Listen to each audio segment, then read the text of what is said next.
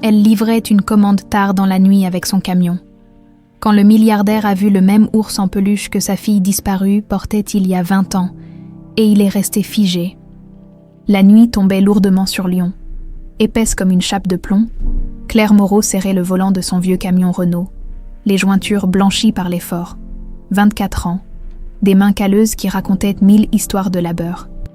Et ce regard fatigué de ceux qui se battent chaque jour pour simplement survivre. Le moteur toussait, crachait, menaçait de rendre l'âme à tout moment. « Allez, mon vieux, tiens bon encore un peu », pensa-t-elle en caressant le tableau de bord fendillé comme on rassure un animal malade. Il était presque minuit. Cette livraison en retard de matériaux de construction pouvait lui coûter son boulot. Et dans son monde, perdre son boulot signifiait perdre tout. L'appartement minuscule à Vénissieux, les traites du camion, la dignité de payer ses factures sans mendier. Elle jeta un coup d'œil au petit ours en peluche délavé posé sur le siège passager, un œil manquant, un ruban bleu décoloré autour du cou, la patte rapiécée avec du fil rouge, son unique trésor d'enfance, sa seule constance dans une vie de précarité. « Maman », pensa-t-elle en sentant sa gorge se serrer. Monique Lefebvre était morte 6 mois plus tôt, emportée par un cancer impitoyable. Claire était seule désormais, complètement seule. Elle secoua la tête pour chasser ses pensées. Pas le moment de s'apitoyer. Elle avait une livraison à faire. Le GPS émit un bip. « Vous êtes arrivés à destination ».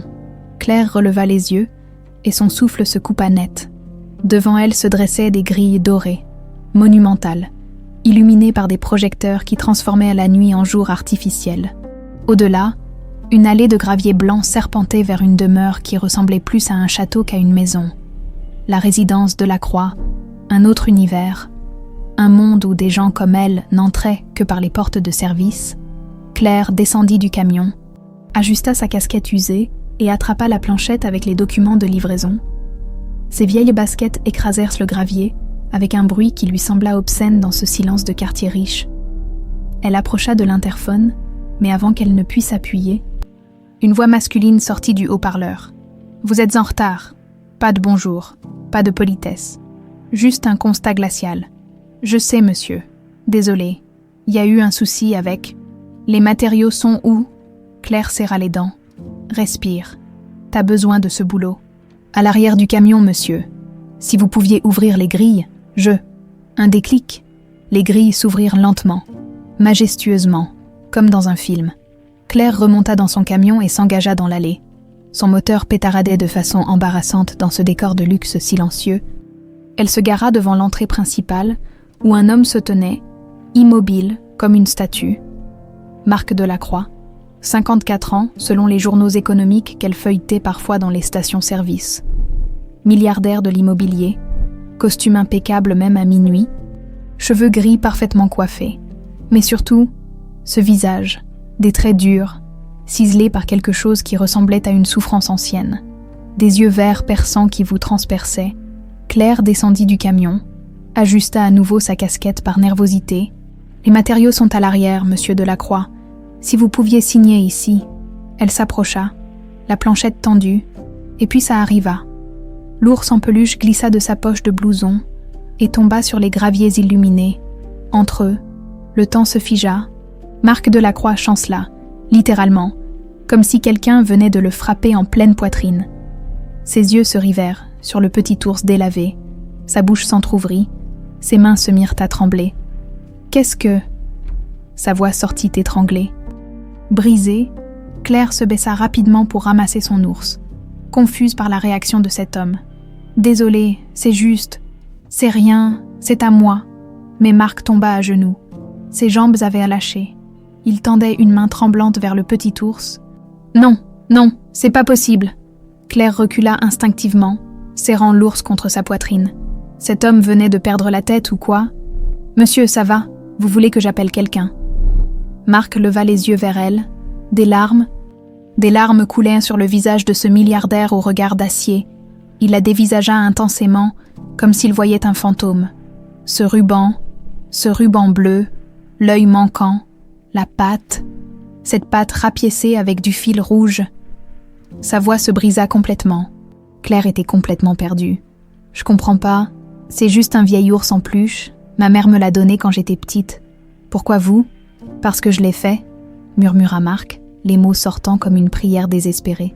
J'ai rapiécé cette pâte moi-même, avec mes propres mains, avec du fil rouge parce que c'était tout ce que j'avais. Ma fille, ma petite Élodie avait déchiré la pâte en jouant, elle pleurait tellement, alors j'ai cousu, maladroitement, mais je l'ai fait. Claire sentit le sol se dérober sous ses pieds. Votre fille !» Marc se releva péniblement, s'approcha. Claire ne bougea pas, paralysée. « Il n'y en avait que 2 comme celui-là au monde », continua Marc, chaque mot semblant lui arracher les entrailles. « Je les ai fait faire sur commande à Paris, pour le 3e anniversaire d'Élodie, un pour elle, un pour ma mère qui est morte 2 ans plus tard, l'autre a été enterré avec elle. Il ne peut pas y en avoir un 3e. » Des phares de voiture balayèrent l'allée au loin, un bruit de klaxon résonna quelque part dans Lyon. Mais entre Claire et Marc, le monde entier s'était réduit à un ours en peluche délavé. « Je comprends pas ce que vous racontez », balbutia Claire, mais sa voix manquait de conviction, parce qu'au fond, tout au fond d'elle-même, quelque chose se fissurait, quelque chose qu'elle avait toujours ignoré, cette sensation bizarre, toute sa vie, que quelque chose ne collait pas, que sa vie était décalée, fausse. Marc passa une main tremblante sur son visage.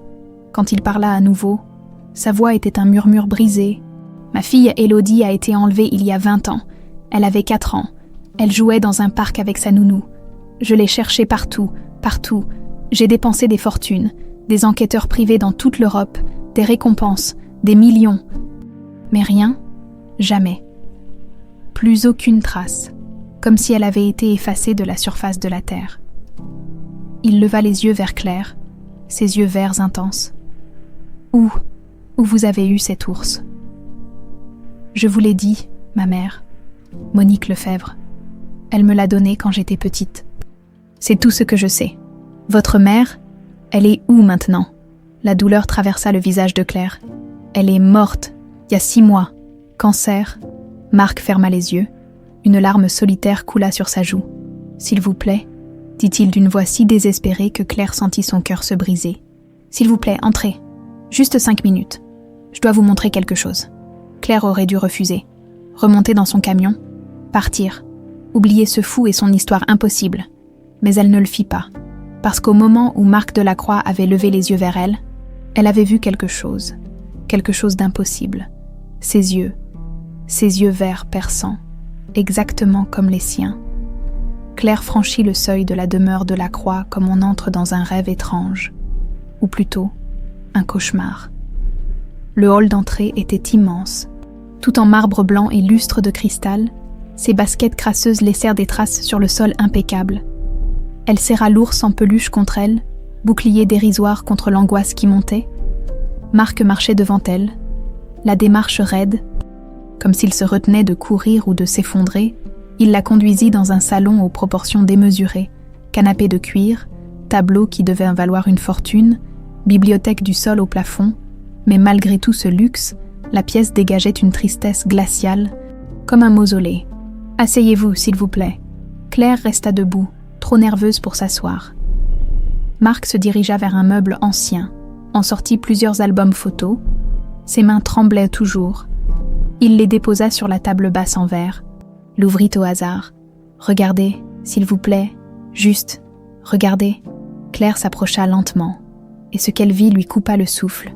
Une petite fille, 4 ans peut-être, des boucles châtaines, un sourire éclatant, et ses yeux, mon Dieu, ses yeux verts perçants, comme regardés dans un miroir déformé par le temps. « C'est Élodie », murmura Marc, sa voix se brisant sur chaque syllabe. « Ma petite fille. » Il tourna les pages fiévreusement.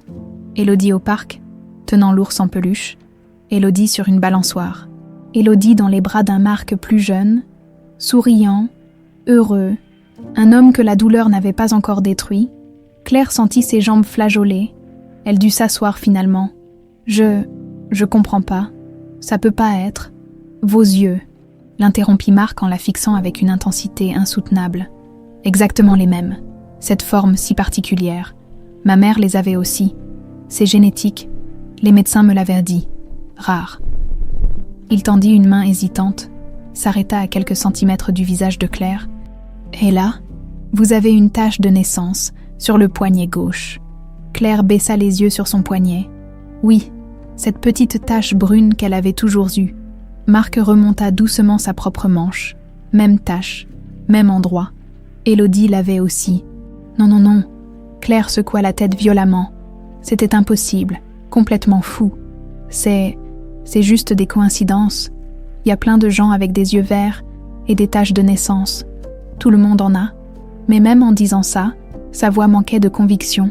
Parce que tout au fond d'elle, cette fissure s'élargissait, cette sensation qu'elle avait eue toute sa vie, que quelque chose clochait, que sa vie était construite sur un mensonge. Elle se souvenait, petite. Elle demandait à Monique, « Maman, pourquoi j'ai pas de photos de quand j'étais bébé ?» Et Monique détournait toujours le regard. Ses yeux fuyaient. On était pauvres, ma chérie. On n'avait pas d'appareil photo. Mais même enfant, Claire sentait que ce n'était pas toute la vérité. Marc ouvrit un autre album, des photos plus récentes, du parc, l'endroit exact où tout avait basculé. C'était un mardi après-midi, octobre. Il faisait beau, un de ces derniers beaux jours avant l'hiver. Sophie, la nounou, avait emmené Élodie jouer. Juste 1 heure, elle avait dit, une petite heure. Sa voix se fit plus dure, plus amère. Je travaillais, toujours en train de bosser, toujours occupée à construire mon empire. J'avais dit à Sophie de bien la surveiller. Elle avait juré que oui. Marc ferma les yeux. Une larme coula. À 17 heures, mon téléphone a sonné, Sophie. Hystérique. Élodie avait disparu. Elle s'était retournée 1 seconde. 1 seconde. Et Élodie n'était plus là, volatilisée. Claire écoutait, paralysée, l'ours serré contre sa poitrine. J'ai débarqué au parc en 10 minutes. La police était déjà là. On a cherché toute la nuit, puis les jours suivants, les semaines, les mois, les années. Il rouvrit les yeux, rouges et gonflés. J'ai dépensé des millions en détectives privés, fouillé chaque recoin du pays, offert des récompenses monstrueuses. Rien, jamais rien, comme si ma fille s'était évaporée dans l'air. « Et votre femme ?» demanda Claire doucement. Le visage de Marc se tordit de douleur. « Camille, elle est partie 5 ans après. Elle me reprochait d'avoir fait confiance à Sophie, de ne pas avoir été là moi-même. Elle avait raison, j'aurais dû être là. » Il se leva brusquement, marcha vers la fenêtre. J'ai vécu 20 ans avec ce trou béant dans la poitrine. 20 ans à me réveiller en pensant que peut-être, aujourd'hui, on la retrouverait, à sursauter chaque fois que le téléphone sonnait, à voir son visage partout, dans chaque petite fille dans la rue. Il se retourna vers Claire. Et maintenant vous apparaissez, avec cet ours unique que j'ai cousu de mes propres mains. Claire sentit les larmes monter. Non, pas maintenant, pas devant cet étranger. Ma mère, Monique, elle m'a élevée, dans un petit village près de Grenoble. On n'avait rien, mais elle m'aimait tellement. Elle peut pas avoir. Sa voix se brisa. Marc s'approcha doucement, s'agenouilla devant elle. S'il vous plaît, un test ADN, c'est tout. Si je me trompe, je vous présenterai mes excuses et vous ne me reverrez jamais. Mais si j'ai raison, il ne termina pas sa phrase. Ses yeux brillaient d'un espoir si douloureux que Claire dut détourner le regard. J'ai besoin de temps pour réfléchir. Je comprends. Mais s'il vous plaît, ne disparaissez pas. Voici mon numéro. Appelez-moi quand vous serez prête. Il lui tendit une carte. Claire la prit d'une main tremblante. Elle quitta la mention dans un brouillard, remonta dans son camion. Le moteur démarra dans un bruit rassurant, familier. Son monde à elle, son univers de petite camionneuse qui se battait pour payer ses factures. Mais en rentrant chez elle, à 3 heures du matin, Claire ne put fermer l'œil. Elle sortit la vieille boîte à chaussures où elle gardait les rares affaires de Monique, des lettres, des photos, un certificat de décès, mais pas de certificat de naissance pour elle. Monique disait toujours qu'il avait été perdu dans un déménagement. Encore une fois, ce regard fuyant, Claire passa 3 nuits blanches à regarder les photos de cette petite Élodie, à se regarder dans le miroir, à chercher des différences. Il devait y en avoir. Il fallait qu'il y en ait. Mais plus elle cherchait, plus les ressemblances devenaient évidentes. La forme du visage, le nez, la bouche, et surtout ses yeux. Le 4e jour, elle appela Marc. Le test ADN, je suis d'accord. 10 jours plus tard, Claire était dans son appartement minuscule quand l'enveloppe arriva, laboratoire biomédical de Lyon. Elle la tint dans ses mains pendant une éternité, incapable de l'ouvrir. Quand elle le fit enfin, les lettres dansaient devant ses yeux. Probabilité de paternité, 99%. La feuille glissa de ses doigts. Le monde bascula. Les murs se rapprochèrent. Claire tomba à genoux. Un cri monta de sa poitrine. Un cri animal, primitif, 24 ans de sa vie. Un mensonge. Une immense, horrible, impensable mensonge. Elle n'était pas Claire Moreau. Elle était Élodie Delacroix. Et la seule personne qui aurait pu lui expliquer était morte, emportant ses secrets dans la tombe. Claire ne répondit pas aux appels de Marc. 3 jours, puis 1 semaine, puis 2. Elle s'enferma dans son appartement de Vénissieux comme une bête blessée, cherchant à lécher ses plaies en silence.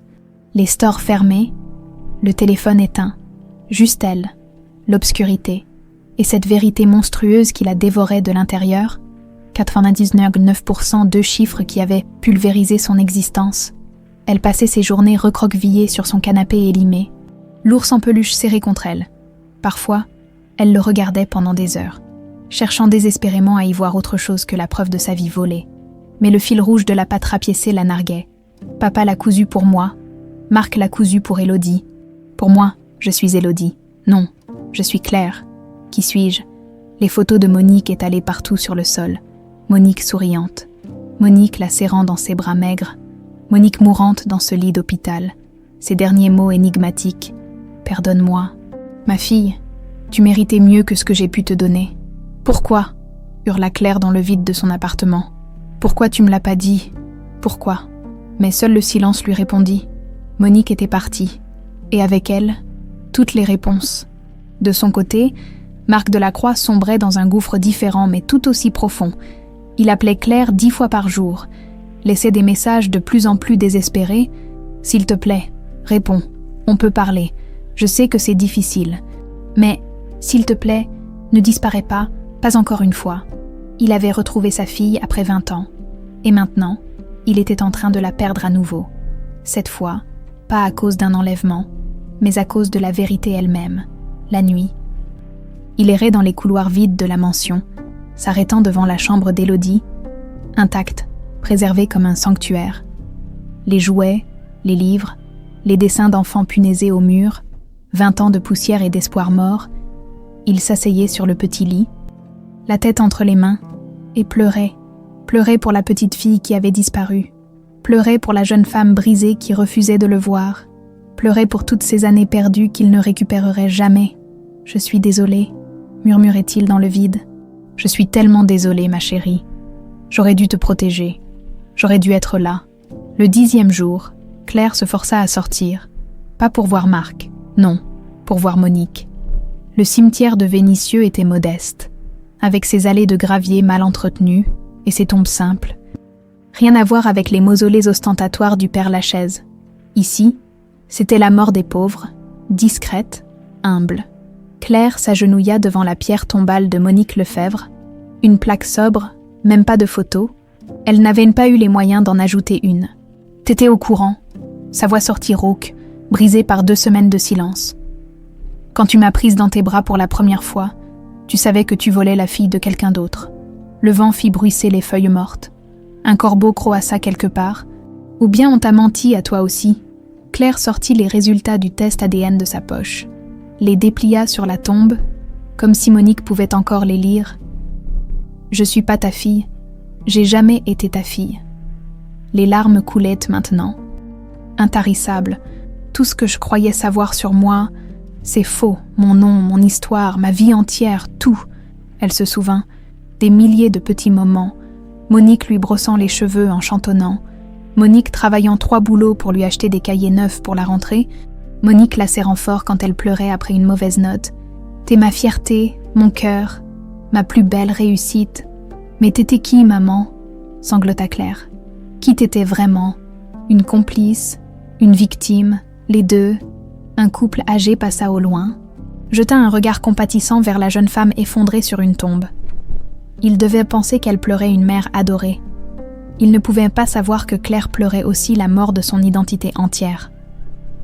J'ai un père, un vrai père, biologique, riche à crever, qui m'a cherché pendant 20 ans. Elle rit, un rire amer, presque hystérique. Tu trouves ça drôle, toi, pendant que tu me donnais des pâtes nature pour le dîner, parce qu'on avait plus de thunes jusqu'à la fin du mois? J'avais un père milliardaire qui dépensait des fortunes à me chercher. Le rire se transforma en sanglots violents. Mais tu sais quoi? Je m'en fous de son fric. Je m'en fous de sa putain de mention. Ce que je veux, c'est toi. Je veux que tu me dises la vérité. Je veux comprendre. Elle frappa le sol de son poing. Pourquoi tu me l'as jamais dit? La réponse vint par accident, ou peut-être par destin. De retour chez elle, Claire fouilla plus profondément dans les affaires de Monique, au fond d'une vieille valise. Sous des pulls miteux, elle trouva une enveloppe jaunie, cachetée, son nom écrit dessus d'une main tremblante. Pour Claire, à ouvrir à mes 18 ans, Claire avait maintenant 24 ans, 6 ans de retard. Elle l'ouvrit avec des mains qui tremblaient, si fort qu'elle déchira presque le papier. Une lettre, l'écriture de Monique, mais plus hésitante, plus désespérée que d'habitude. Ma chérie, si tu lis ces mots, c'est que je ne suis plus là. Je suis désolée. J'aurais dû te parler de vive voix, mais je suis une lâche.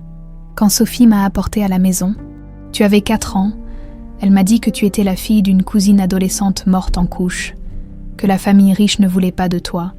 Je ne posais pas de questions parce que je voulais tellement être mère. Je t'ai aimée dès la première seconde. Mais à tes 15 ans, j'ai vu un reportage à la télé, l'anniversaire de la disparition d'Élodie Delacroix. Les photos, tes yeux, mon sang s'est glacé. J'ai enquêté, j'ai découvert l'horrible vérité.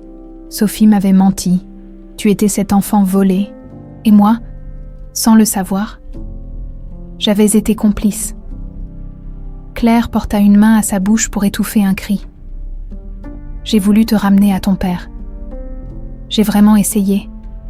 Mais quand je te regardais, si heureuse, m'appelant maman, avec tant d'amour, je n'ai pas pu. Je suis faible, égoïste, monstrueuse. J'ai décidé d'attendre tes 18 ans, de te laisser devenir adulte. Et ensuite, je te dirai tout. Tu pourrais choisir, retrouver ton vrai père ou rester avec moi. Mais le cancer est arrivé trop vite. Je n'ai pas eu le temps. Pardonne-moi, ma chérie. Je t'ai volé ta vraie vie. Mais sache que chaque jour passé avec toi a été le plus beau cadeau de mon existence. Tu n'étais peut-être pas ma fille de sang, mais tu étais ma fille de cœur. Je t'aime. Pour toujours. Maman, la lettre glissa des doigts de Claire. Elle resta prostrée pendant des heures, incapable de bouger, de penser, de respirer. Monique savait. Depuis 9 ans, Monique savait, et elle avait choisi de se taire. La rage explosa. Claire balança tout ce qui lui tombait sous la main, assiette fracassée, cadre photo brisé, hurlements de bêtes blessées, puis l'épuisement. Claire s'effondra au milieu des débris, recroquevillée en position fétale. Elle était orpheline 2 fois.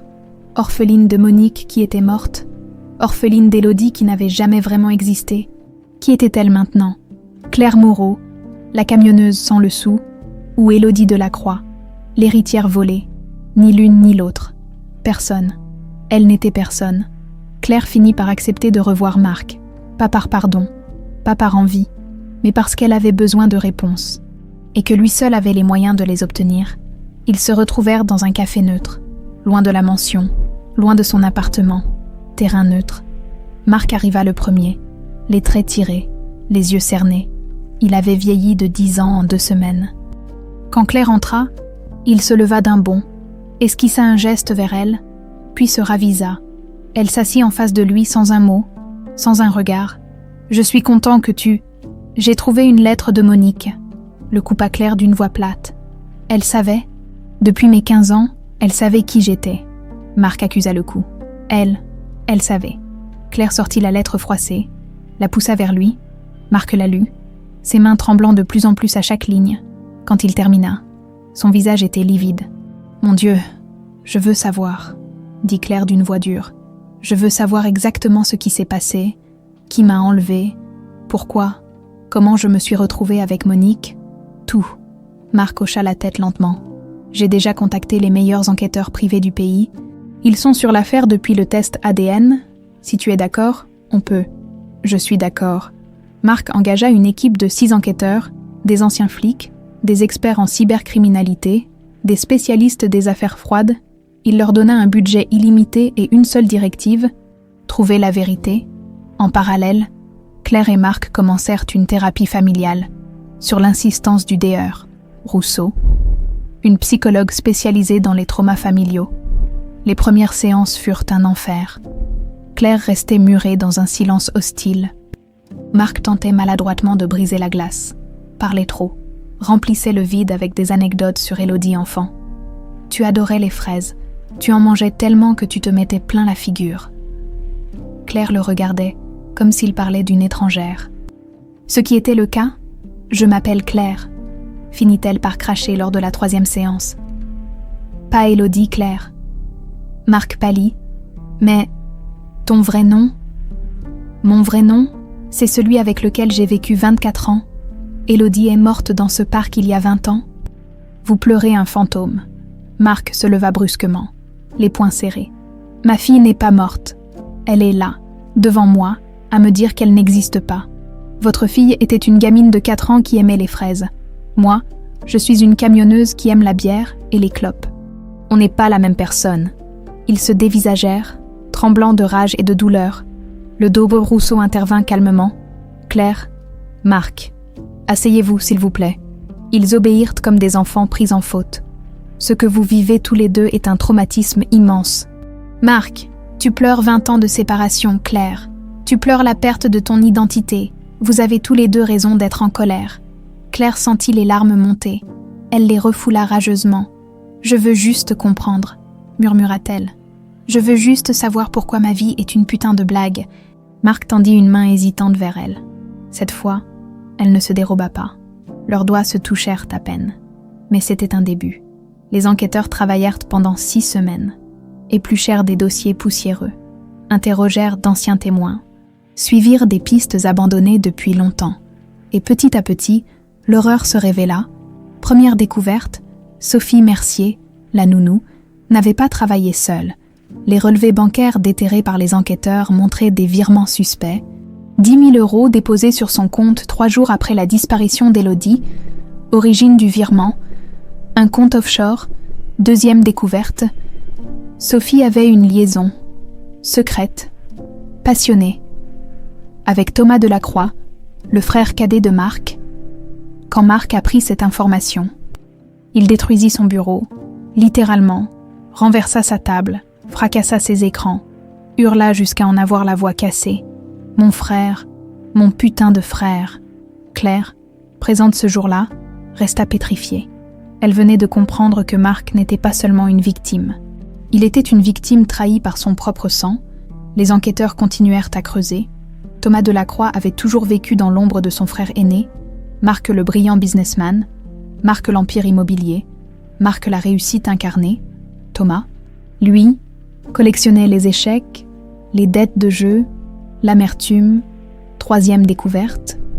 Thomas avait détourné de l'argent des entreprises familiales, 2 millions d'euros, étalés sur 3 ans, juste avant l'enlèvement, pour payer ses dettes aux mauvaises personnes. C'était pour l'argent, murmura Mark, assis dans le noir de son salon. Il a vendu ma fille pour de l'argent. Claire s'assit à côté de lui, pas tout près, mais plus près que jamais auparavant. Continue, dit-elle doucement. J'ai besoin de savoir tout. Les enquêteurs retrouvèrent Sophie Mercier. Enfin, Sophie Martin maintenant. Elle vivait à Nice sous une fausse identité. Dans un appartement de luxe, payé cash, elle travaillait comme consultante. Un boulot bidon qui servait de couverture. Quand les flics débarquèrent chez elle, Sophie s'effondra immédiatement. Pas de résistance. Juste des larmes et des aveux qui coulèrent comme un barrage rompu. Oui, elle avait enlevé Élodie, sur ordre de Thomas. Le plan était simple. Demander une rançon de 10 millions, puis disparaître. Commencer une nouvelle vie en Amérique du Sud. Mais tout avait dérapé. L'enlèvement était devenu médiatique, national. Les flics partout. Impossible de demander une rançon sans se faire prendre. Paniqués. Thomas et Sophie avaient regardé Élodie cachée dans un appartement miteux pendant 3 semaines. L'enfant pleurait, appelait son papa, refusait de manger. On savait pas quoi faire, sanglota Sophie face aux enquêteurs. On pouvait pas la relâcher, elle nous aurait reconnus, on pouvait pas la... Elle ne termina pas, mais tout le monde comprit. Ils avaient envisagé de la tuer, Claire, en écoutant l'enregistrement de l'interrogatoire. Vomi. Marc dut sortir de la pièce en courant, le visage verdâtre. Mais Sophie avait eu une idée. Sa demi-sœur, Monique Lefebvre, vivait dans un trou perdu près de Grenoble. Stérile, désespérée d'avoir un enfant, naïve, Sophie avait contacté Monique avec une histoire soigneusement construite. Une cousine adolescente morte en accouchant, une famille riche qui voulait se débarrasser du bébé. Tu veux pas la prendre, lui donner une vraie vie? Monique, le cœur brisé par des années d'échecs pour tomber enceinte, avait dit oui sans poser trop de questions. Ce qu'elle voulait croire, elle l'avait cru. Sophie avait apporté Élodie, déjà droguée pour qu'elle reste calme, avait fourni de faux papiers, un certificat de naissance falsifié au nom de Claire Moreau, via des contacts corrompus au registre civil que Thomas connaissait grâce à ses fréquentations de voyous, et comme ça, Élodie Delacroix avait cessé d'exister, remplacée par Claire Moreau. Thomas et Sophie s'étaient ensuite envolés pour Nice, vivant sur les 2 millions détournés, pensant qu'ils s'en étaient tirés. Quand Claire apprit tout ça, elle resta prostrée pendant des heures. Marc était à côté d'elle, muet lui aussi, les yeux dans le vide. « Mon frère m'a volé ma fille pour payer ses dettes de poker », finit-il par dire d'une voix morte. « Et Sophie a utilisé sa sœur comme couverture », ajouta Claire, la voix tout aussi éteinte. Monique pensait sauver un bébé, elle pensait faire une bonne action. Ils se regardèrent, pour la première fois, vraiment se regardèrent, 2 victimes du même crime monstrueux. « On va les faire payer », dit Marc. Claire hocha la tête, jusqu'au dernier centime. Thomas Delacroix fut arrêté 2 jours plus tard dans un restaurant chic de Cannes. En plein déjeuner d'affaires, il nia tout jusqu'à ce que les preuves bancaires lui soient jetées à la figure. Puis il se mura dans le silence. Avocat, pas un mot de plus. Le procès fut programmé pour 6 mois plus tard. En attendant, Thomas et Sophie croupiraient en détention préventive. Marc ressortit du commissariat, Claire à ses côtés. Les journalistes étaient déjà là, appareil photo mitraillant. « Monsieur Delacroix, c'est vrai que votre frère... » « Claire, comment vous sentez-vous » Marc les ignora, posa une main protectrice dans le dos de Claire. Elle ne se déroba pas, dans la voiture. Le silence. Puis Marc murmura « Merci d'être là ». Claire ne répondit pas tout de suite. Puis, si doucement qu'il l'entendit à peine, « De rien ». C'était minuscule, mais c'était quelque chose. 3 semaines après l'arrestation de Thomas et Sophie, Claire vida l'appartement de Monique. Elle avait repoussé ce moment le plus longtemps possible, mais le bail arrivait à terme, et elle ne pouvait plus se permettre de payer un loyer pour un lieu vide.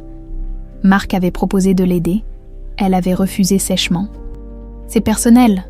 L'appartement sentait le renfermé et la poussière. Les meubles étaient restés exactement comme Monique les avait laissés. Sa tasse de café sur la table, son gilet sur le dossier de la chaise, comme si elle allait revenir d'une minute à l'autre. Claire commença par la chambre, tria les vêtements, les bibelots sans valeur. Tout alla dans des cartons pour Emmaüs. Elle ne voulait rien garder, trop douloureux. Puis elle s'attaqua à l'armoire. Tout au fond, derrière une pile de couvertures, elle sentit quelque chose. Une boîte métallique, verrouillée. Claire força la serrure avec un tournevis. Le couvercle céda dans un claquement sec. À l'intérieur, des documents, des coupures de journaux jaunis, des photos. Claire s'assit par terre et commença à lire. La première coupure datait de 20 ans. Disparition tragique d'Élodie Delacroix, 4 ans. Une photo de la petite fille. Une photo de Marc, ravagé, lors d'une conférence de presse. S'il vous plaît, rendez-nous notre fille. Claire tourna les pages. D'autres articles. Les recherches continuent. 1 an après, toujours aucune trace. Marc Delacroix offre 5 millions d'euros de récompense. Puis, un changement de ton. Des articles plus récents, datés d'il y a 9 ans. 10 ans après, l'affaire Delacroix reste irrésolue. Et là, écrit à la main dans la marge, de l'écriture tremblante de Monique. « Mon Dieu, c'est elle, c'est ma Claire. » Le sang de Claire se glaça. Elle continua à fouiller, trouva un carnet, le journal intime de Monique. Elle l'ouvrit à une page marquée d'un signet. 15 octobre. Claire a 15 ans aujourd'hui. Je lui ai fait un gâteau. Elle était si heureuse, mais Moi, je ne peux plus respirer. J'ai vu le reportage hier soir. Les 10 ans de la disparition d'Élodie Delacroix. Ils ont montré des photos d'elle enfant, puis une simulation de ce à quoi elle ressemblerait aujourd'hui, à 15 ans. C'est Claire, exactement Claire. Les mêmes yeux, le même visage. Mon cœur s'est arrêté. Claire porta une main à sa bouche, les larmes déjà aux yeux. J'ai fouillé dans les vieux papiers que Sophie m'avait donnés. Tout était faux. Le certificat de naissance, l'histoire de la cousine morte, tout. Sophie m'a menti. Elle m'a donné une enfant volée. Et moi, idiote que je suis, j'ai pas posé de questions parce que je voulais tellement être mère. Qu'est-ce que je fais maintenant? Je la ramène à son père. Je détruis la seule vie qu'elle connaît. Je sais pas, mon Dieu. Je sais plus, les pages suivantes étaient toutes dans le même ton. Monique, déchirée, voulant faire ce qui était juste, mais incapable de lâcher Claire. 20 octobre. J'ai failli appeler la police aujourd'hui. J'ai composé le numéro. Puis j'ai raccroché. Claire m'a demandé pourquoi je pleurais. J'ai dit que c'était rien. Elle m'a serré dans ses bras. Je t'aime, maman. Comment je peux la perdre? 3 novembre. J'ai pris rendez-vous avec un avocat pour savoir ce qui m'arriverait si j'avoue. Prison, c'est sûr. Complicité d'enlèvement. Même involontaire. Je pourrais perdre Claire et ma liberté. 18 décembre, j'ai décidé. J'attendrai ses 18 ans. Quand elle sera adulte, majeure. Je lui dirai tout. Elle pourra choisir, son vrai père ou moi. Au moins, elle aura le choix. Claire tournait les pages, les larmes brouillant sa vue. Anniversaire de Claire. 20 ans, encore 3 ans. Je lui dirai tout à 18 ans, je le jure. Mais il n'y avait plus d'entrée après. Claire feuilleta frénétiquement, puis trouva, coincé entre 2 pages, un rapport médical, diagnostic, carcinome pancréatique de stade 4, pronostic, 6 à 12 mois, la date, 2 mois avant les 18 ans de Claire. Claire éclata en sanglots. Monique avait prévu de tout lui dire, avait voulu tout lui dire, mais le cancer l'avait prise de vitesse. Elle continua à lire le journal, les dernières entrées écrites d'une main de plus en plus tremblante, de plus en plus faible. La chimio me tue. Je vais pas tenir jusqu'à ses 18 ans. Il faut que je lui dise maintenant. Mais elle est si heureuse. Elle vient d'avoir son permis poids lourd. Elle est si fière. Comment je détruis ça? Je suis lâche. Une horrible lâche. Puis la dernière entrée, presque illisible. Claire, si tu lis ça un jour, pardonne-moi. J'ai voulu être ta mère, plus que je voulais être une bonne personne.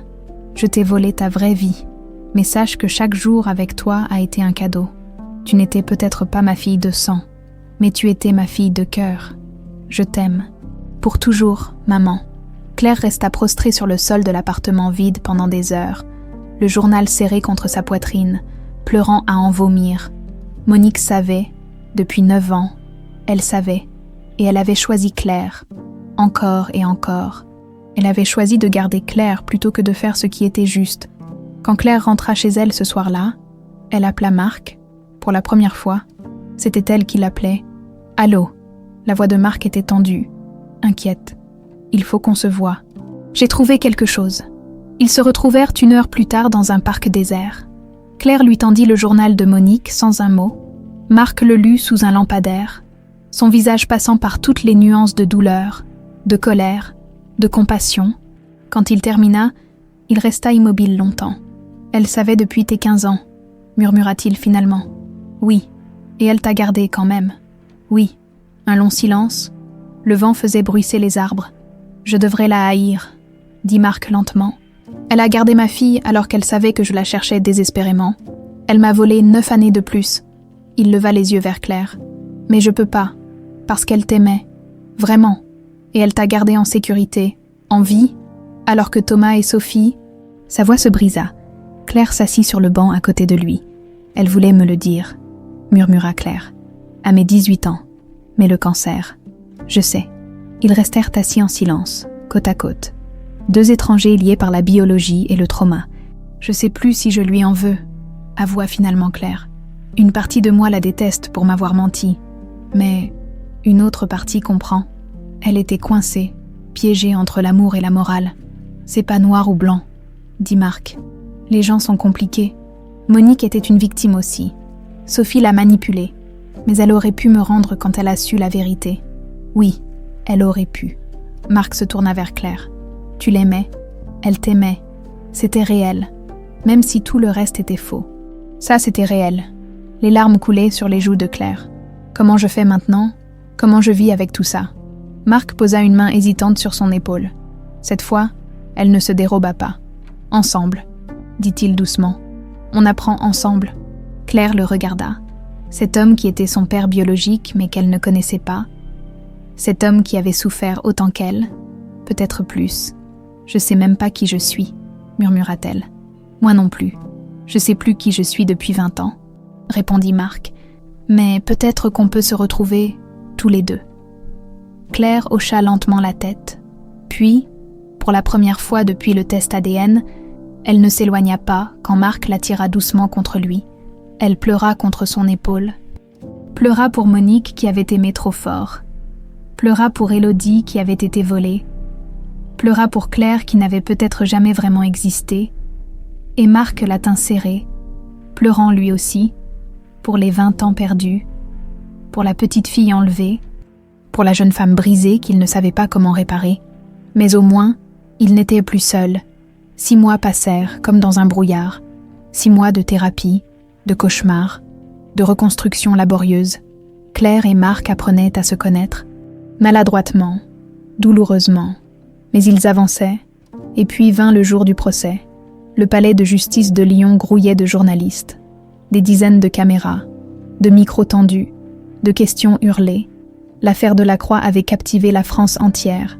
L'héritière retrouvée après 20 ans, le frère traître, la nounou complice, c'était du pain béni pour les médias. Claire descendit de la voiture, encadrée par Marc et ses avocats. Les flashs l'aveuglèrent, les voix fusaient de partout. Claire, comment vous sentez-vous? Vous allez pardonner à votre oncle. C'est vrai que vous êtes millionnaire maintenant.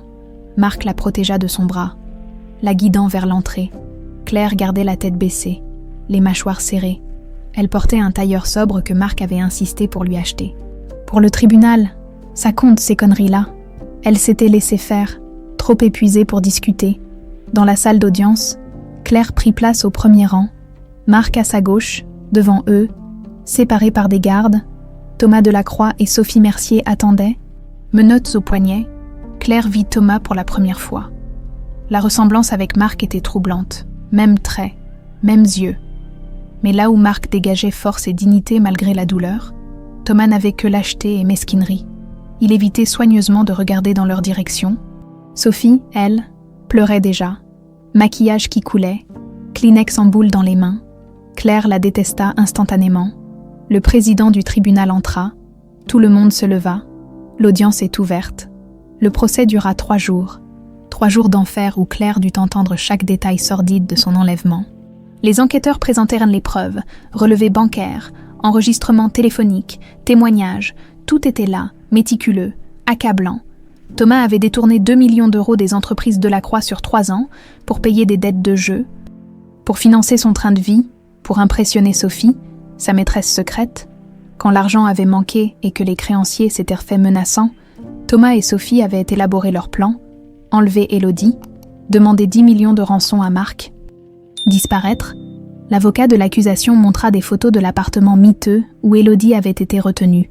Une pièce sombre, sale, un matelas par terre, des chaînes au mur. Claire sentit son estomac se retourner. Marc dut sortir précipitamment, le teint verdâtre. L'enfant a été séquestré pendant 3 semaines dans ces conditions, continua l'avocat implacablement. Nourri irrégulièrement, terrorisé, pleurant pour son père. Sophie sanglotait bruyamment. Thomas restait de marbre. Puis vint le moment le plus dur. L'enregistrement de l'interrogatoire de Sophie. Vous aviez prévu de la tuer. Non. Enfin. On savait pas quoi faire. Elle nous reconnaissait si on la relâchait. Donc, vous avez envisagé de l'éliminer. Un long silence. Puis, Thomas en parlait. Il disait que c'était la seule solution. Mais moi, je pouvais pas. C'était qu'une gamine. Claire ferma les yeux, respira profondément. Ils ont failli me tuer. Ils ont failli tuer Élodie. C'est alors que mademoiselle Mercier a contacté sa demi-sœur. Monique Lefebvre, poursuivit l'avocat, une femme simple, stérile, désespérée d'être mère, la victime parfaite. Il expliqua comment Sophie avait manipulé Monique, l'histoire inventée de toutes pièces, les faux papiers obtenus via les contacts mafieux de Thomas. Monique Lefebvre ne savait pas qu'elle accueillait une enfant enlevée, précisa l'avocat en regardant Claire. Les enquêtes ont confirmé qu'elle était de bonne foi, elle a été dupée, manipulée, utilisée. Claire sentit les larmes monter. « Merci », pensa-t-elle. « Merci de lui rendre ça au moins, le deuxième jour. » Ce fut au tour de Thomas de témoigner. Il monta à la barre, costume impeccable, air arrogant, comme s'il s'ennuyait. « Monsieur de la Croix, reconnaissez-vous avoir orchestré l'enlèvement de votre nièce ? Sur conseil de mon avocat, j'invoque mon droit au silence. Reconnaissez-vous avoir détourné 2 millions d'euros ? Droit au silence. Reconnaissez-vous ? Droit au silence. » Marc se leva brusquement. « Espèce de lâche ! Regarde-moi, regarde-moi !» Les gardes s'avancèrent. Le président frappa de son marteau. « Monsieur Delacroix, asseyez-vous ou je vous fais expulser. » Marc se rassit. Tremblant de rage, Claire posa une main sur la sienne, froide, maladroite, mais présente. Puis l'avocat de Thomas prit la parole, une grande femme sèche au regard de vipère. « Mon client a effectivement commis des erreurs financières, mais l'enlèvement, les preuves sont circonstancielles. Des transferts d'argent ne prouvent pas un kidnapping. » Claire n'en croyait pas ses oreilles. Sophie Mercier est une mythomane notoire. Elle accuse mon client pour réduire sa propre peine. « Mensonge !» hurla Marc en se levant à nouveau. Cette fois, les gardes le saisirent. Le président ordonna une suspension. Le 3e jour, Claire fut appelée à témoigner. Elle monta à la barre, les jambes en coton. Toute la salle la regardait. Thomas, pour la première fois, leva les yeux vers elle. Son expression ne changea pas. Pas de remords, pas de honte, rien. « Mademoiselle Moreau ou Delacroix, comment souhaitez-vous être appelée ? » « Claire, » dit-elle d'une voix ferme. « Je m'appelle Claire. »« Bien, Claire. Pouvez-vous nous dire comment vous avez découvert votre véritable identité ?» Claire raconta. L'ours en peluche, la rencontre avec Marc, le test ADN, la lettre de Monique. Chaque mot lui arrachait les entrailles. Mais elle continua.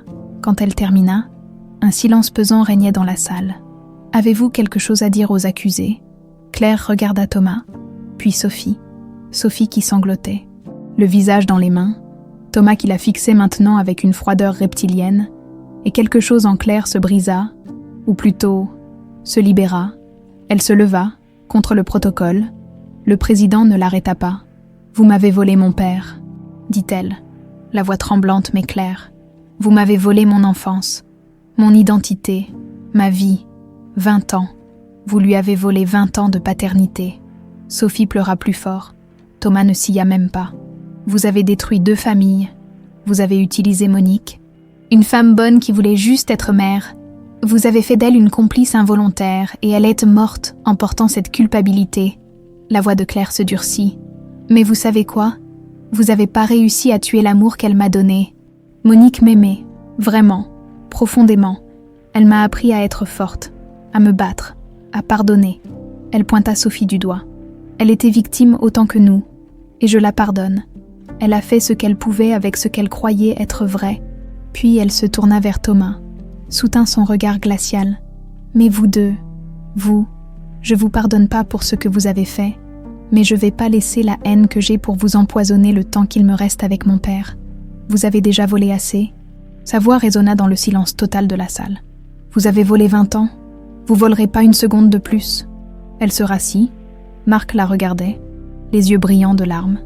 Il prit sa main et la serra fort. Cette fois, Claire serra en retour. Le verdict tomba le soir même. Thomas Delacroix, 30 ans de réclusion criminelle pour enlèvement, séquestration, détournement de fonds. Sophie Mercier, 25 ans pour complicité d'enlèvement et séquestration. Quand le président prononça les peines, Sophie s'effondra en hurlant. Thomas, lui, ne broncha pas. Juste un petit sourire en coin, comme si rien de tout ça n'avait vraiment d'importance. Marc sortit du tribunal, Claire à ses côtés. Les journalistes se ruèrent, mais Marc leva la main. Pas de question. Juste une déclaration. Justice a été rendue aujourd'hui. Ma fille m'a été rendue. C'est tout ce qui compte. Il passa un bras protecteur autour des épaules de Claire.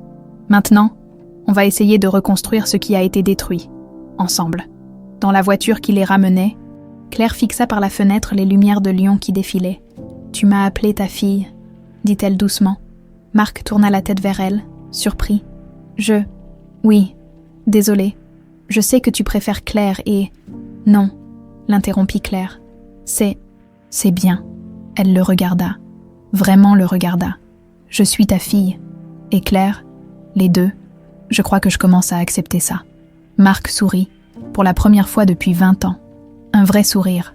Après le procès, Claire crut que tout irait mieux, que la justice rendue fermerait enfin la plaie béante, que Thomas et Sophie derrière les barreaux lui permettraient de tourner la page. Elle se trompait. Les 2 semaines suivantes furent les pires de sa vie. La médiatisation explosa.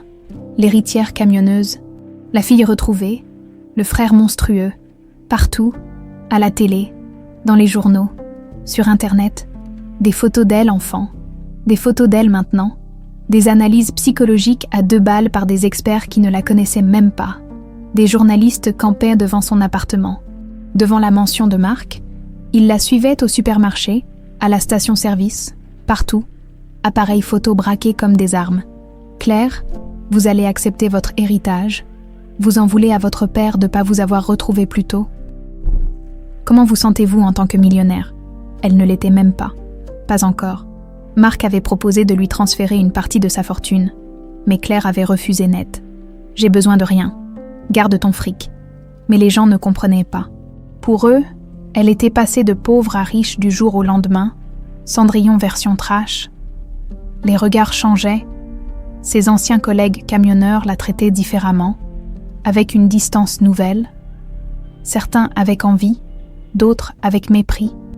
Mais alors, la princesse veut plus se salir les mains. T'es trop bien pour nous maintenant, hein? Claire tenta d'expliquer qu'elle n'avait pas changé, qu'elle était toujours la même. Mais ils ne l'écoutèrent pas. Ils voyaient son nom dans les journaux et ne voyaient plus qu'une étrangère. Sa patronne la convoqua. « Écoute Claire, ou Élodie. Enfin bref, ça peut plus continuer comme ça. Les journalistes débarquent tout le temps. Ça perturbe le boulot. Je suis désolée. Je vais leur dire de... C'est pas ça. C'est juste... T'as plus besoin de bosser? Non. T'es riche maintenant. Pourquoi tu t'accroches à ce camion? Claire sentit la colère monter. Parce que c'est mon boulot, ma vie. Je vais pas tout lâcher parce que... Je vais être honnête. T'es virée. Voilà ton chèque de licenciement. Désolée. Claire sortit du bureau sous le choc.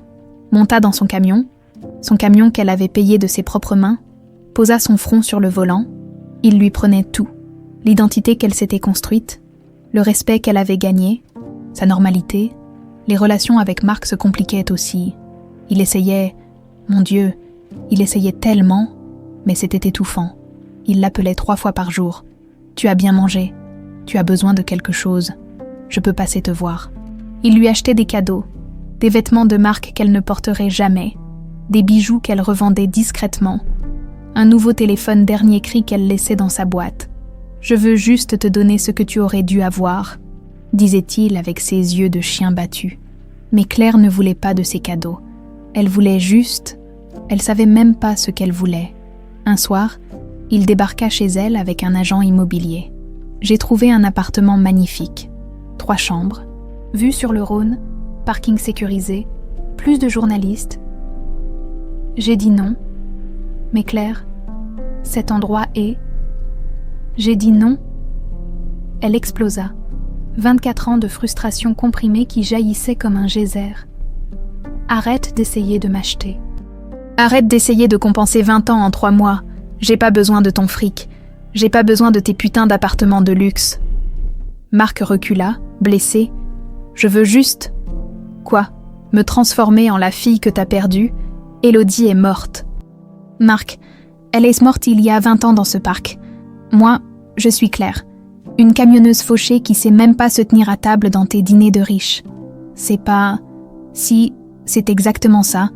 Tu veux que je devienne quelqu'un que je suis pas, que j'habite tes quartiers chics, que je porte tes fringues de Bourges, que je sois une gentille héritière reconnaissante. Les larmes coulaient maintenant. Mais je suis pas elle. Je serai jamais elle. Marc la regardait, le visage ravagé. Je sais, murmura-t-il. Je sais que t'es pas Élodie, et j'essaie d'accepter ça, mais je sais pas comment être le père de Claire. Je savais comment être le père d'Élodie, mais elle a disparu, et maintenant, je sais plus qui je suis. Il s'assit lourdement sur le canapé miteux. J'ai passé 20 ans à chercher ma fille. 20 ans où ma seule raison de vivre, c'était de la retrouver. Et maintenant que je t'ai retrouvée, je sais pas quoi faire. Je sais pas comment combler ces 20 années. Alors j'achète des trucs, comme un con, parce que c'est tout ce que je sais faire. Claire s'assit à côté de lui, épuisée. On est vraiment nuls à ça, tous les deux, dit-elle doucement. Marc eut un rire amer. Ouais, on est catastrophique. Ils restèrent assis en silence. Deux étrangers essayant de devenir une famille. La goutte d'eau arriva 3 jours plus tard. Claire reçut un mail d'une association de victimes d'enlèvement. Ils voulaient qu'elle témoigne, qu'elle devienne le visage de leur campagne. Vous êtes un symbole d'espoir. Un symbole. Une mascotte. Plus une personne, juste une histoire à exploiter. Elle supprima le mail, puis un autre arriva, d'une maison d'édition. Nous aimerions publier votre biographie, 1 million d'euros d'avance. 1 million pour vendre sa douleur. Delette, puis un appel de Marc. Claire, il y a un gala de charité. Ce serait bien que tu viennes, pour qu'on te voie ensemble. Montrer que... Non, mais... J'ai dit non, putain. Elle raccrocha, éteignit son téléphone, et c'est là que tout s'effondra. Claire se retrouva seule dans son appartement. La nuit tombait sur Lyon. Les bruits de la ville montaient par la fenêtre. Klaxons, sirènes, vie qui continuait sans elle. Elle regarda autour d'elle. Cet appartement minable, cette vie minable, cette identité fausse qu'elle avait construite sans le savoir. Qui suis-je? Pas Claire Moreau. Cette personne n'existait pas. Juste un nom sur un faux certificat de naissance. Pas Élodie Delacroix. Cette petite fille était morte depuis 20 ans, remplacée par une étrangère. Alors qui? Un fantôme, un mensonge incarné. Elle prit son sac, descendit dans la rue, monta dans son camion.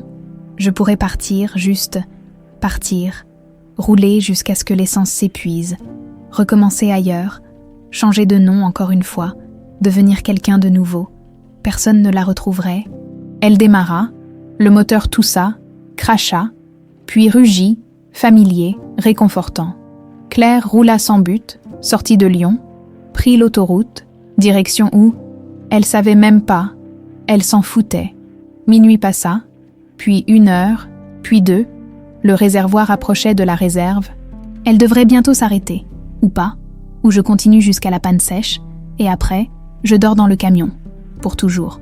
L'ours en peluche la regardait depuis le tableau de bord, délavé, borgne, témoin de 20 ans de mensonges. C'est quoi la solution? Hein, dit-elle à voix haute. À l'ours, à elle-même, au néant. Comment on fait pour vivre quand toute sa vie est fausse? L'ours ne répondit pas, évidemment. Claire sentit les larmes monter, brouiller sa vision, dangereux sur l'autoroute. Elle prit la prochaine sortie, se gara sur le bas-côté. Et là, seule dans son camion au milieu de nulle part, elle pleura. Pleura jusqu'à en avoir mal partout, jusqu'à ce qu'il ne reste plus rien. Je peux pas faire ça. Je peux pas continuer. Elle attrapa l'ours, le serra contre elle comme quand elle était petite. Quand Monique la consolait après un cauchemar, « T'es plus forte que tu le penses, ma chérie », disait toujours Monique. Claire ferma les yeux, entendit la voix de Monique comme si elle était là. « T'es plus forte que tu le penses ». Était-elle plus forte? Vraiment? Elle regarda ses mains, calleuses, abîmées par le travail. Ses mains avaient conduit ce camion sur des milliers de kilomètres, avaient réparé des pneus crevés, avaient survécu. Elle regarda l'ours, ce pont entre deux vies, entre Élodie et Claire. Peut-être que je suis les deux. Peut-être que c'est ça la réponse. Claire ralluma son téléphone. 23 appels manqués de Marc. 10 messages. Claire, où tu es? Réponds s'il te plaît. Je suis inquiet. Appelle-moi. Elle composa son numéro. Il décrocha à la première sonnerie. Claire, bon sang, où t'es? Sur l'autoroute, je sais pas où exactement. J'ai roulé. T'allais où? Nulle part. Partir. Disparaître. Un silence. Mais t'as pas disparu? Dit Marc doucement. Non, j'ai pas pu. Pourquoi? Claire regarda l'ours. Pensa à Monique. Pensa à Marc qui attendait au bout du fil. Parce que je suis plus forte que je le pense. Le lendemain de sa fuite avortée, Claire se réveilla dans la chambre d'amis de la mansion. Marc avait insisté. Juste une nuit, pour que je sois sûre que tu vas bien. » Elle avait accepté, trop épuisée pour résister. Le lit était immense, trop confortable. Les draps sentaient la lavande. Tout était parfait, stérile, étouffant. Claire aurait préféré son canapé défoncé. Elle descendit vers 10 heures. Marc était dans la cuisine, tentant maladroitement de faire des crêpes. La poêle fumait, l'odeur de brûlé flottait dans l'air. « Merde !» marmonna-t-il en retournant une crêpe qui se déchira. Claire ne put s'empêcher de sourire. « T'as jamais cuisiné de ta vie, hein ?» Marc sursauta, se retourna. « J'ai pensé que ça serait sympa, un petit déjeuner. Mais apparemment, je suis aussi nulle en cuisine qu'en paternité. » Il dit ça comme une blague. Mais Claire entendit la douleur derrière. « Pousse-toi !» dit-elle en s'approchant de la cuisinière. « Je vais te montrer. » Ils passèrent l'heure suivante à faire des crêpes ensemble. Marc brûlait tout, Claire rattrapait les dégâts. Il riait de ses échecs culinaires. C'était simple, normal, presque comme une vraie famille. Après le petit déjeuner, Claire regarda Marc nettoyer la cuisine avec application. « J'ai besoin d'aller quelque part, » dit-elle soudainement. « Où ? Au cimetière, voir Monique. » Marc s'immobilisa, l'éponge à la main. « Tu veux que je t'accompagne ?» Claire hésita, puis « Oui, mais attends-moi à l'entrée. J'ai besoin de lui parler seule d'abord. » Le cimetière de Vénissieux était désert ce matin-là. Un crachin fin tombait, transformant les allées en boue. Claire avançait lentement vers la tombe de Monique, Marc suivant à distance respectueuse.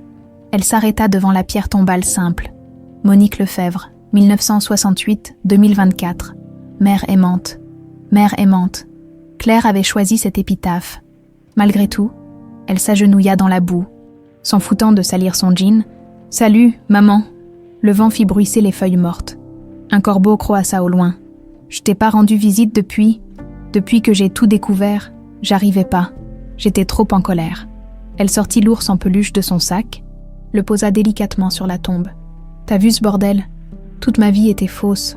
Mon nom, mon histoire, tout ce que je croyais savoir sur moi. » Les larmes montaient, mais cette fois, Claire les laissa couler librement. « J'ai lu ton journal. Je sais que t'as découvert la vérité quand j'avais 15 ans.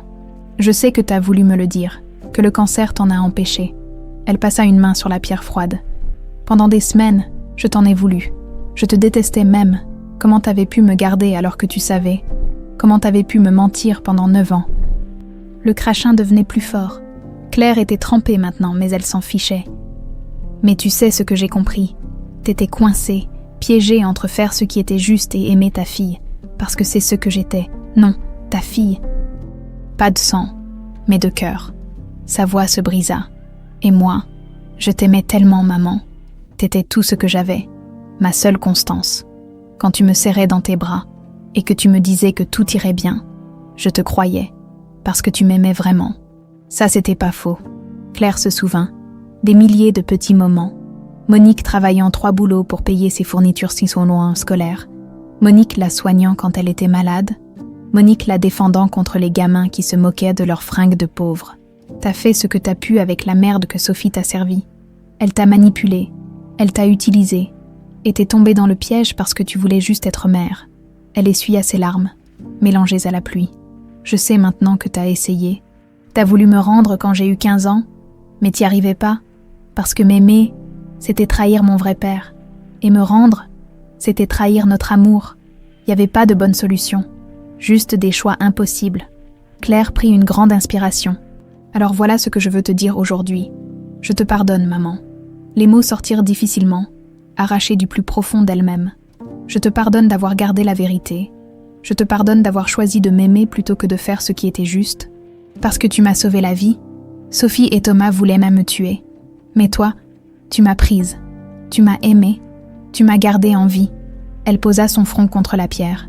T'étais ma vraie mère. Pas Camille qui m'a juste portée et qui a abandonné Marc.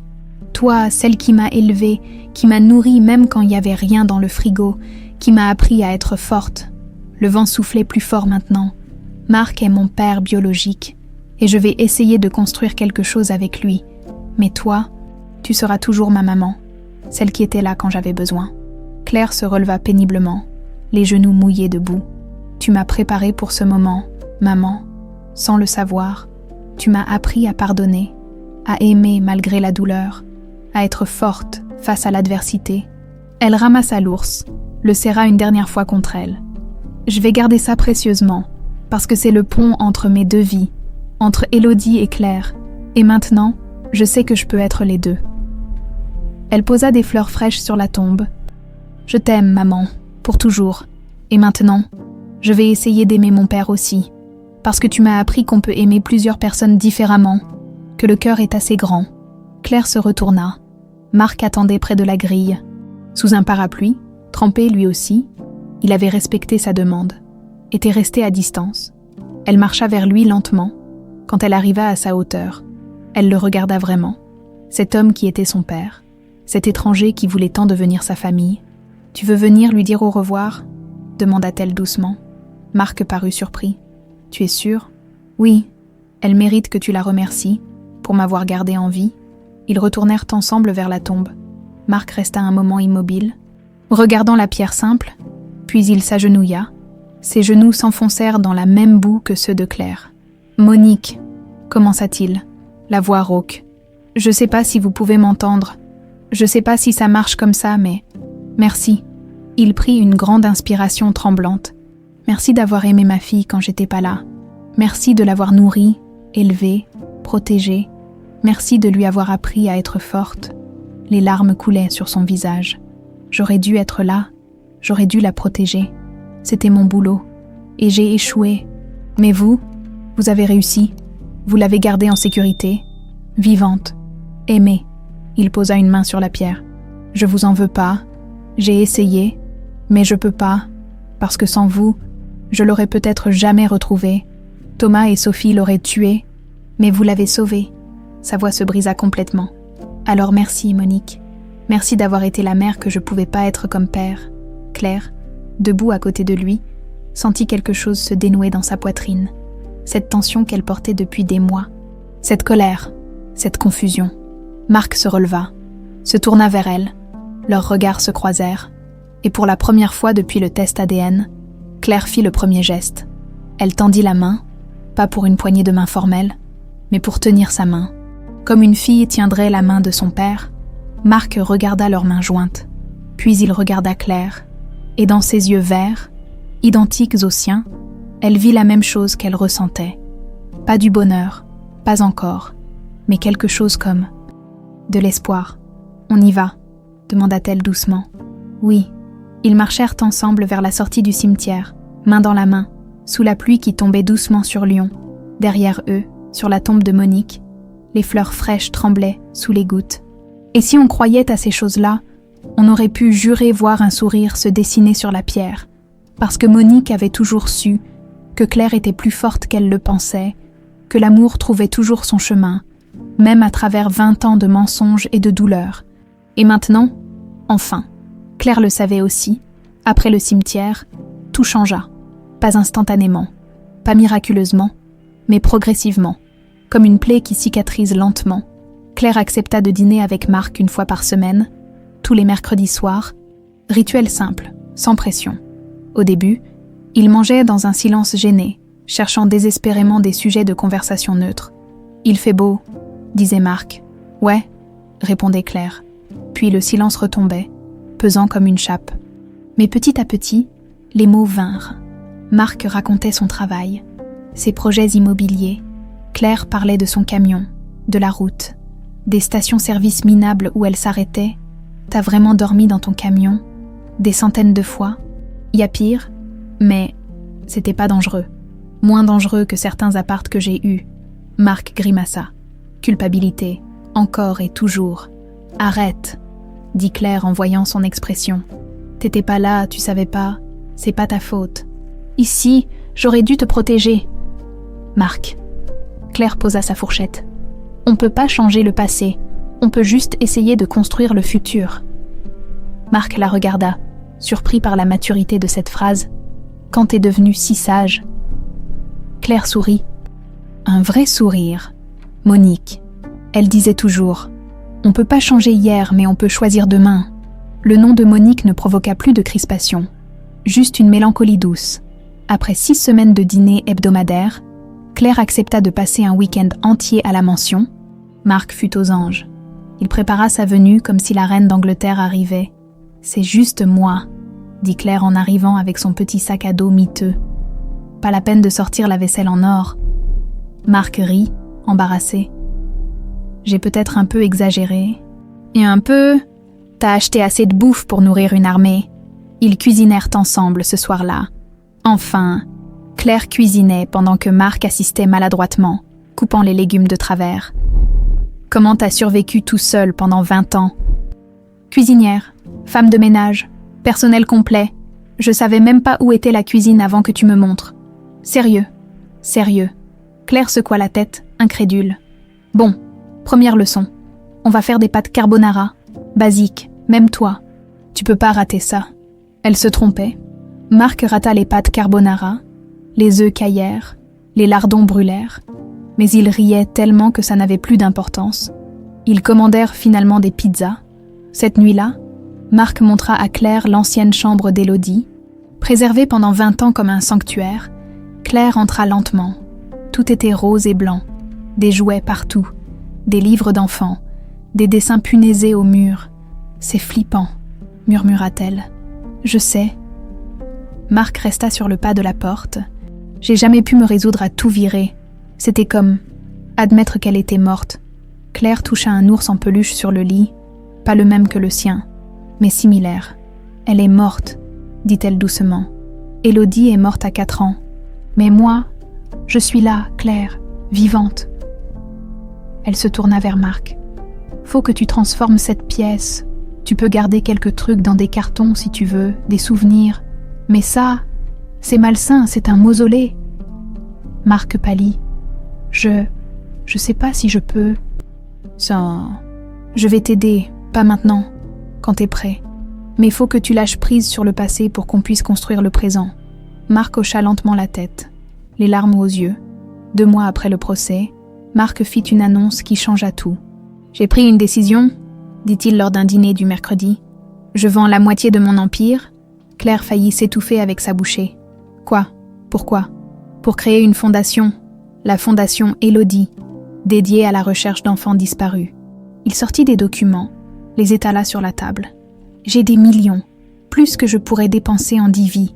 Ça sert à rien de tout garder alors que je peux aider d'autres familles à retrouver leurs enfants. » Claire regarda les papiers. Budget, projet, équipe d'enquêteurs, technologie de reconnaissance faciale, banque de données ADN.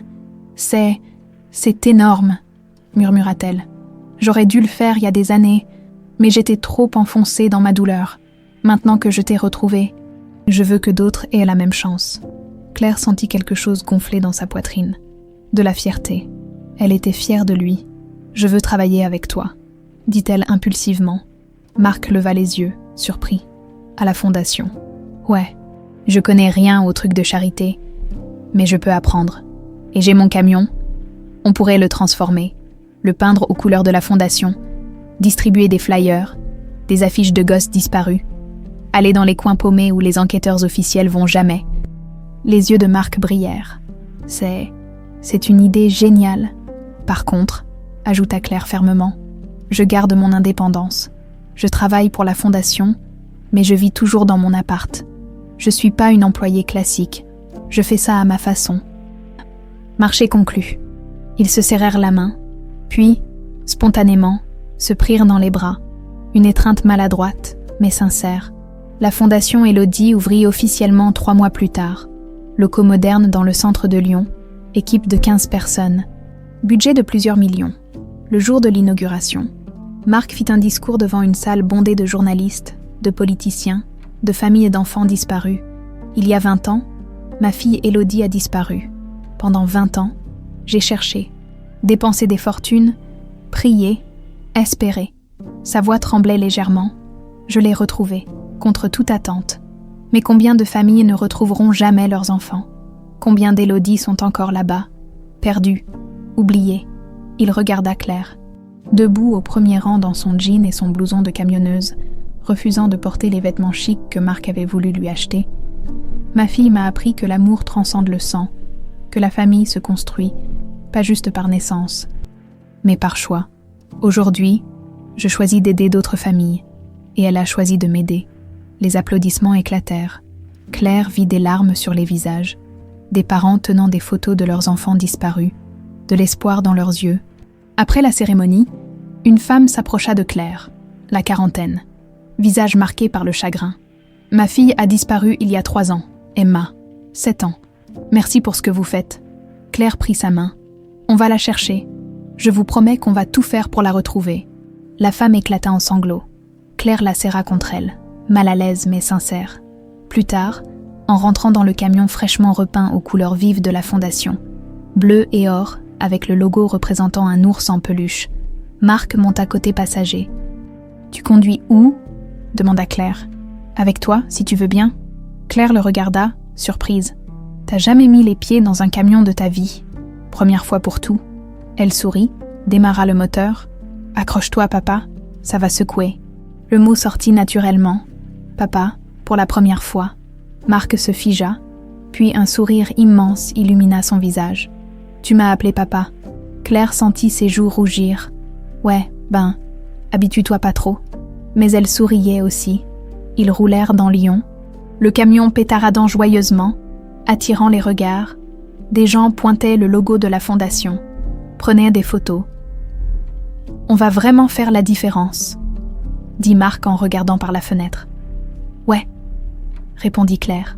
« On va sauver des gosses, réunir des familles, comme on a été réunis. » Elle jeta un coup d'œil vers lui. Ça aurait plu à Monique. Elle disait toujours qu'il faut transformer la merde en engrais. Marc rit. Un vrai rire, léger, libéré. Elle avait raison. 6 mois après l'ouverture de la fondation, ils avaient déjà aidé à retrouver 12 enfants disparus. 12 familles réunies, 12 miracles.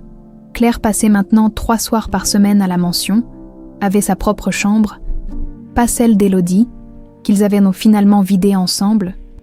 Gardant juste quelques souvenirs précieux dans une belle boîte, Marc apprenait à cuisiner, lentement, maladroitement, mais il progressait. Claire l'appelait papa maintenant, pas toujours, mais de plus en plus souvent. Ils n'étaient pas une famille traditionnelle. Jamais ils ne le seraient. Trop de douleurs, trop d'années perdues, mais ils étaient une famille, leur famille, imparfaite, reconstruite, réelle. Et c'était suffisant. 1 an jour pour jour après la livraison qui avait tout changé. Claire se réveilla dans son appartement de Vénissieux. 25 ans aujourd'hui, un quart de siècle d'existence fracturée en 2 vies distinctes. Son téléphone vibra. Message de Marc. « Joyeux anniversaire, ma chérie. On se voit ce soir. » Claire sourit. « Ouais, mais pas de conneries. Pas de fête surprise. »« Promis, promis. Juste toi et moi. » Elle se leva, prépara son café dans sa cuisine minuscule. L'appartement était toujours le même, miteux, petit, mais c'était chez elle. Marc avait cessé d'insister pour qu'elle déménage. Il avait compris qu'elle avait besoin de cet ancrage. De cette indépendance, elle regarda par la fenêtre. Son camion était garé en bas, repeint aux couleurs éclatantes de la fondation Élodie. En 1 an, ils avaient parcouru des milliers de kilomètres, distribué des dizaines de milliers de flyers, aidé 53 familles à retrouver leurs enfants disparus. 53 miracles. Claire descendit, caressa le capot de son vieux Renault. « Joyeux anniversaire à nous deux, mon vieux. » Le camion avait le même âge qu'elle, acheté d'occasion l'année de sa naissance, ou plutôt l'année de son enlèvement. Marc l'attendait à 18h devant les grilles de la mansion, mais pas seul. À côté de lui se tenait une femme élégante, 50aine, cheveux courts, poivre et sel. Claire descendit du camion, méfiante. « Je croyais qu'on avait dit juste nous deux. »« Je sais, » dit Marc rapidement. « Mais il y a quelqu'un qui voulait te voir, Claire. Voici Camille. » Le sang de Claire se glaça. Camille, sa mère biologique, celle qui avait abandonné Marc 5 ans après la disparition d'Élodie. « Salut, » dit Claire froidement. Camille s'avança, hésitante. « Bonjour Claire, je sais que tu me dois rien, que j'ai pas le droit d'être là, mais je voulais juste te voir, une fois, te dire... »« Quoi ?» coupa Claire. « Que t'es désolée, que tu regrettes de m'avoir abandonnée. Je t'ai pas abandonnée, toi, Non, t'as juste abandonné l'homme qui te cherchait désespérément. T'as abandonné son chagrin parce que c'était trop dur pour toi. » Camille accusa le coup, pâlit. « T'as raison, j'ai été lâche. J'ai fui parce que je supportais pas la douleur, parce que je l'accusais lui alors que c'était pas sa faute. Elle prit une grande inspiration. Je suis venue aujourd'hui pour te dire que je suis fière de toi, de la femme que t'es devenue, et pour dire à Marc que j'avais tort, qu'il a été un père extraordinaire même en ton absence, et qu'il l'est encore maintenant. Claire regarda Marc. Il semblait aussi surpris qu'elle. « Je veux rien de toi », dit finalement Claire. « Pas d'argent, pas de relation mère-fille. J'ai eu Monique pour ça, mais merci d'être venue. Ça compte pour lui. » Elle désigna Marc du menton. Camille hocha la tête, les larmes aux yeux. « C'est tout ce que je demandais, juste. Vous voir ensemble, heureux. » Elle tendit une enveloppe à Claire. « C'est pour la fondation, un don, pour aider d'autres familles. » Claire prit l'enveloppe, l'ouvrit, un chèque de 100 000 euros. « C'est beaucoup. C'est le moins que je puisse faire. » Camille salua Marc d'un signe de tête, puis se dirigea vers sa voiture. Claire et Marc restèrent immobiles, regardant la BMW disparaître dans l'allée. « T'étais au courant qu'elle viendrait ?» demanda Claire. « Non, elle m'a appelé hier. Je lui ai dit que c'était ton anniversaire, que si elle voulait venir, elle pouvait, mais que tu déciderais. » Claire regarda le chèque. 100 000 euros. On va pouvoir aider tellement de familles avec ça. Ouais. Ils se regardèrent, puis Claire sourit. Bon, c'est mon anniversaire. T'as intérêt à avoir préparé un truc bon. Marc avait cuisiné, enfin, tenté de cuisiner. Un poulet rôti qui ressemblait plus à du charbon qu'à de la volaille. C'est... Claire chercha ses mots. Immangeable. J'allais dire cuit, mais ouais, immangeable marche aussi. Ils éclatèrent de rire. Commandèrent encore des pizzas. Leur rituel désormais, après le dîner, Marc sortit une petite boîte. Joyeux anniversaire. Claire l'ouvrit. À l'intérieur, une clé et une photo. La photo montrait le camion de Claire, mais version neuve. Un Renault, flambant neuf, déjà peint aux couleurs de la fondation. « T'as pas fait ça », murmura Claire. « Si, ton vieux camion est solide, mais il va pas tenir éternellement celui-là. Il est pour toi, entièrement équipé. GPS, couchette confortable, climatisation, tout ce dont t'as besoin pour tes tournées. » Claire sentit les larmes monter. « Marc, c'est trop. Non, c'est pas assez. Ça sera jamais assez pour rattraper 20 ans, mais c'est un début. » Il prit sa main. « T'es pas obligé de l'accepter, mais je voulais que tu saches que je suis fière de toi, de ce que tu fais, de qui tu es. » Claire essuya ses larmes rageusement. « Putain, tu me fais chialer. Désolée. Non, arrête, c'est parfait, merci papa. » Le mot sortit naturellement maintenant. Plus de gêne, plus d'hésitation. Marc la serra contre lui. Une étreinte forte, vraie. « Y a autre chose que je veux te montrer, » dit-il en se détachant. Il la conduisit vers son bureau, ouvrit un tiroir, en sortit des documents. « J'ai fait modifier mon testament. La moitié de ma fortune ira à la fondation quand je mourrai. L'autre moitié te revient. » Marc, non. J'ai pas besoin. Laisse-moi finir. Je sais que t'as pas besoin de mon argent. T'as prouvé que tu pouvais te débrouiller seul. Mais c'est ton héritage, ton droit. Et si tu veux tout donner à des associations, libre à toi, mais légalement, c'est à toi. Claire regarda les papiers. Des millions, des dizaines de millions. C'est flippant, murmura-t-elle. Je sais, mais c'est la réalité. T'es ma fille, mon unique héritière. Elle posa les documents.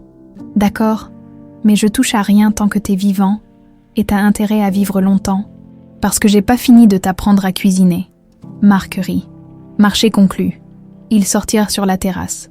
La nuit était claire, étoilée. Lyon scintillait en contrebas. « Tu sais ce que je me disais ?» dit Claire en regardant les lumières. « Quoi ?» Que Monique aurait été fière de nous, de ce qu'on fait avec la fondation, de comment on a réussi à devenir une famille malgré tout. Marc hocha la tête. « Elle t'a bien élevée, t'as ses valeurs, sa force, et j'ai ton entêtement. Ça, c'est sûr. » Ils restèrent silencieux un moment. Puis Marc dit doucement « J'aimerais aller au cimetière, avec toi, lui rendre hommage, ensemble. » Le lendemain matin, ils se rendirent au cimetière de Vénissieux. Claire portait des fleurs fraîches, des marguerites, les préférées de Monique. Marc tenait une plaque commémorative en bronze qu'il avait fait faire. Monique Lefebvre, mère de cœur qui a sauvé une vie et réuni une famille, avec notre gratitude éternelle. Ils la fixèrent à côté de la pierre tombale. Marc s'agenouilla. « Monique, c'est moi encore, Marc. Je viens souvent maintenant, avec Claire. » Il sourit. « Elle m'apprend plein de trucs, à cuisiner. Enfin, j'essaie, à pas acheter l'amour des gens, à être présent plutôt que riche. » Il passa une main sur la pierre. « Grâce à vous, elle est devenue une femme incroyable, forte, généreuse, courageuse. Tout ce qu'un père pourrait rêver. » Sa voix se brisa légèrement. « Vous nous avez fait un cadeau, à tous les deux. Vous l'avez gardé en vie. Vous l'avez préparé pour ce moment, pour qu'on puisse être une famille. » Claire s'agenouilla à côté de lui, posa sa tête sur son épaule. « Merci, maman, » murmura-t-elle, « pour tout, pour m'avoir aimée quand j'avais besoin d'amour, pour m'avoir appris à pardonner, pour m'avoir préparé à retrouver mon père. » Elle sourit à travers ses larmes. « On aide des familles maintenant, des dizaines, bientôt des centaines. On transforme ta douleur et la nôtre en quelque chose de beau. Je crois que t'aurais aimé ça. » Le vent souffla doucement, faisant danser les marguerites. Claire se leva, tendit la main à Marc. Il la prit, se releva. Ils restèrent un moment main dans la main, regardant la tombe. Puis Claire dit ce qu'elle avait besoin de dire depuis longtemps. « Je t'aime, maman. Et maintenant, finalement, je peux aussi dire « Je t'aime, papa. » Marc la serra contre lui, pleurant ouvertement. « Je t'aime aussi, ma fille. » Ils quittèrent le cimetière ensemble, 2 personnes brisées qui avaient réussi à se reconstruire. Pas parfaitement, jamais parfaitement, mais ensemble. Dans le camion qui les ramenait, Claire regarda l'ours en peluche posé sur le tableau de bord. Délavé, borgne, rapiécé. Le pont entre 2 vies, entre Élodie et Claire, entre passé et futur. « À quoi tu penses ?» demanda Marc. Claire sourit. « Qu'un ours en peluche peut reconstruire une famille détruite. Et que l'amour véritable, même en traversant 20 ans de mensonges et de tragédies, trouve toujours son chemin de retour. Vers la maison, compléta Marc. Vers la maison, répéta Claire. Et pour la première fois depuis 25 ans, elle savait exactement où était sa maison, pas dans un appartement miteux, pas dans une mansion de luxe, mais là, dans ce camion, avec son père, construisant quelque chose de nouveau avec les ruines du passé,